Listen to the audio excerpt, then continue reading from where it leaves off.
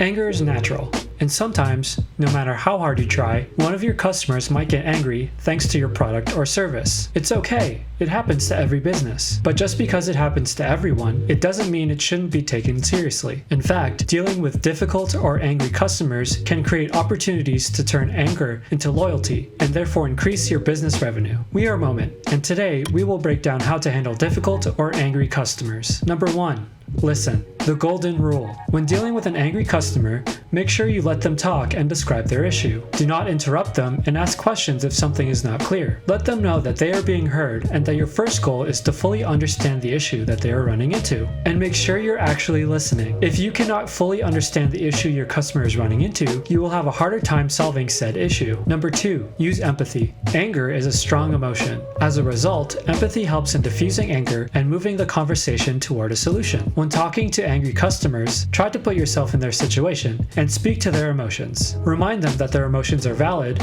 and that you can see how their issue could cause them frustration. Then, reassure the customer by reminding them that your number one goal at the moment is to solve their issue to the best of your ability. Number 3. Keep a normal tone of voice. If someone yells or curses at you, the natural response would be to yell or curse back. However, this kind of response usually just stokes the flames of anger even more, and rarely, or rather never, results in a productive conversation. Remember to keep a composed and relaxed tone of voice while dealing with angry customers. You are in control of the tone of the conversation, and your tone should reflect this. Number 4.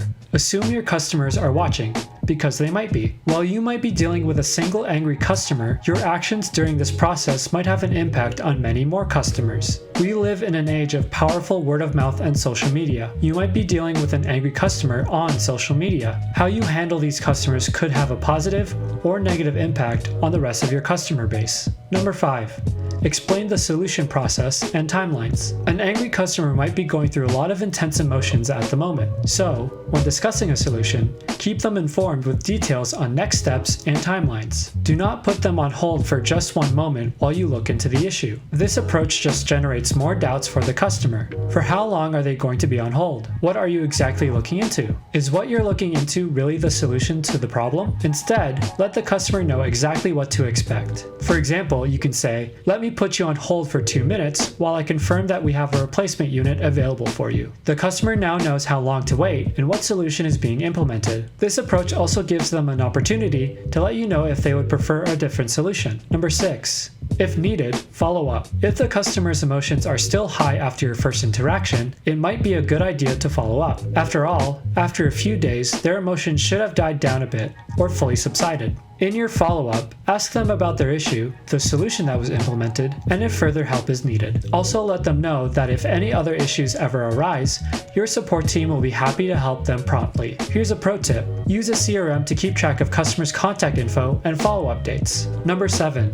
Know when it isn't worth it. Just because a customer is angry, that doesn't mean that they are allowed to abuse or berate you, your employees, or your other customers. You might also be dealing with people who just want to rip you off or that will never be happy no matter what you do. Draw your own line and learn to identify cases where it's just not worth it to go the extra mile. And in the case of abusive customers, know when to just wish them a good day and let them walk away. Number 8.